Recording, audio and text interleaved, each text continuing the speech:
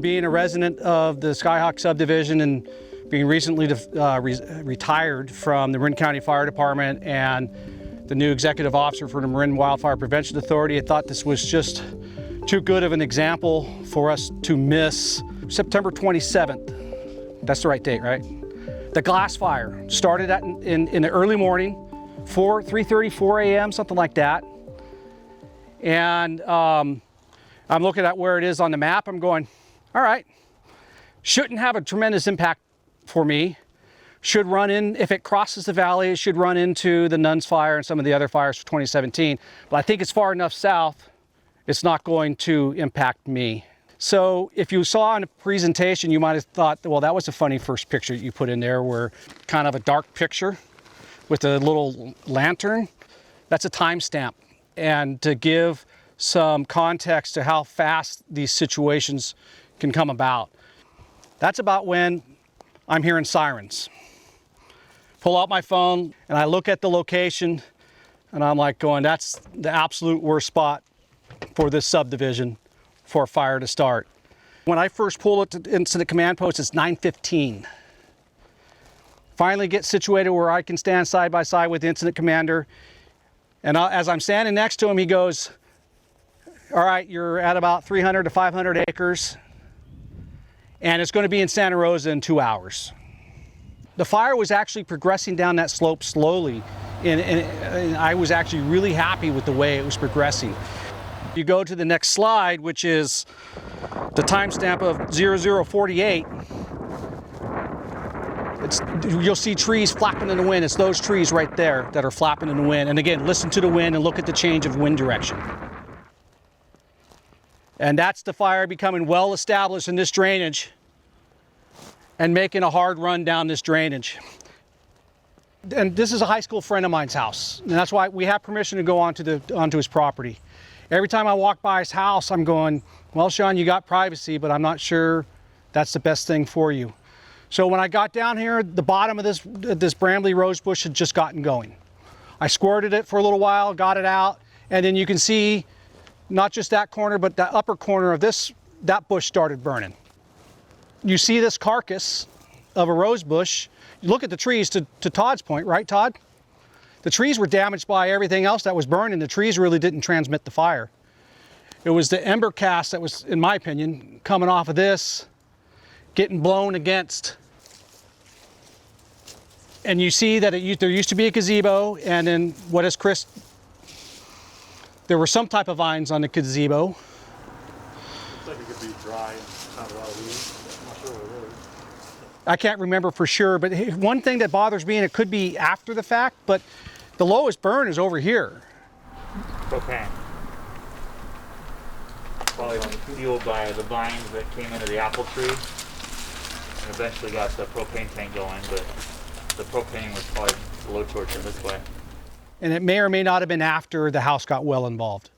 But it was, to me, whether it was that piece there, and you see the little architectural feature that creates a chimney type effect, but it was the flammable material that was up against the home. And then the wind pushing the embers from this up against the house and then forcing it up into the attic vents. And so the whole idea of blocked eaves, Vulcan vents, no blocked eaves, no Vulcan vents on this home. And it burned from the attic down. I guarantee you, I watched it. You know, for many of the homes that were destroyed, I really believe that if people had done their home hardening and zone 0 defensible space work, those homes would have survived. If they didn't have flammable material within the 3 to 5 feet of space of their home, if they would have blocked their eaves or they had improved vents so that the fire could not get in their attic, I firmly believe they would have survived this fire. So the newer homes were built to 7A standards. And yes, there was suppression action taken on that deck fire up there. But look at the beating that the side of that house took, and it didn't get into the attic. I have to think that there was building code 7A standards helped save that home besides suppression action. But virtually, from what I see, every one of them burned from the attic down. And then Paul, if you want to talk about what you and I were talking about, please. Different wood chips really reacted much different than we would have expected. There's a wood chip that has a red dye. That wood chip is what you find at that house that's got the heavy damage to it. It literally consumed every single wood chip between fence line to fence line to fence line. And then immediately next to it, taking the heat that it did, we had that cedar chip, and it didn't do anything. We had multiple yards where the cedar did fantastic. And then just downhill from the red dye chip was the gorilla hair, and we talked to some of those crews, and it took them hours to try and pull apart, you know, six inches to a foot of mulch to fully extinguish it. This is where I have one of the first pictures from May of 2019, that when I was on one of my walks, and so that first picture is of these two houses, right? Not too much has changed since that picture, minus the fire. And what looked like was the primary carrier fire up that slope? The fence. The fence. The fence, right? And it's somewhat hard to tell exactly what caused the fence to get going. It looks to me that the gorilla hair allowed the fence to get going. If there had been nothing flammable up against that fence, it's unlikely the embers hitting that fence would have got the fence going. It needed something to maintain the heat underneath the fence, and then once the fence got going, it maintained its own combustion and walked up the hillside, and looks like someone went in and kicked a few panels out. It's looking this way. You can see the handrails of a walking path. So you have that beige house, there's a gap in homes that's purposeful, it's an open space, walking path that comes down, and then the remnants of a house is just on the other side of the gap. So if you look at those pictures, you'll see the second house in had remarkable defensible space work in their property and in the area of the easement below them.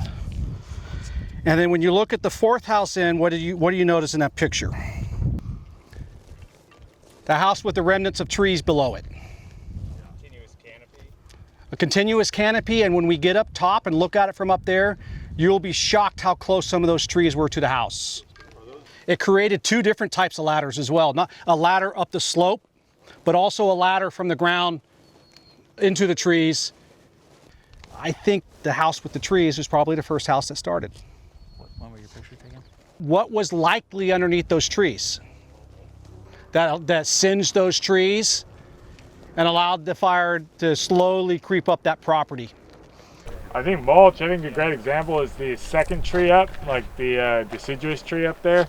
It has that nice little ring around it. At least looks like it from here. Put some mulch around there to help with the erosion, help hold water, so that the trees could have moisture to grow. You'll see the batch of several homes that were destroyed. And in these, to me, these two homes that weren't destroyed. And then we have a home where you see the roof timber still sticking up, and then a home completely on the ground. And it struck me, why is there that gap? And I think when we get up to, you might be able to see why that gap, or why did the new home get involved up there instead of house to house against the wind? What's that, Chris? That one was surrounded by Italian cypress. Wait till you see it up top. Of the skeletons of Italian cypress immediately upwind from the structure. And like I will bet a paycheck that that's what burned that house down. The before picture, blackberry and bramble that was virtually impenetrable. And then let's look at this house. I mean, as D-space evaluators, and you're looking at this house, what are you saying to yourself? I would say that those are deciduous trees that didn't ever get involved in the fire, and they browned out because of what was on the ground underneath them. Yeah. So clearance shouldn't mean removing those trees. They probably provided some protection to the house. Limbing them up and cutting this grass that was underneath them right here is what would have made a difference. I think you're right. Yeah. But trees not being the total enemy is an important message. When we go to this last house up here, you'll see that the trees were damaged because the house burned down. It wasn't the trees that burned down the house. That house we've talked about, the other way around. But the vast majority of the trees, it wasn't the trees were damaged because of the house. if we just do a good job of having separation and not creating that ladder fuel, then we'll be successful. And you see that house right there, that deck caught on fire. And it's probably because the bramble that was in here, that bramble that was holding fire, finally started to carry up the slope. They probably had some stuff that allowed that deck to get going underneath. It took some significant suppression actions to save that home, and they were just lucky that there were fire engines already in this area. Take a look at the fence in between. So whether it was the deck that got the fence going and the fence walked this way, probably what happened, right? But it could have easily been the deck that got the fence gets going over here and then gets into the eaves in another spot. I think that's one of the most important messages we have to drive home. How we're going to keep our communities safer is if we focus from the house and work out from there. And if we make our home in such a way that embers can land on or around the home and our home does not become ignited, then not only is your home saved, but homes downwind from your home are saved.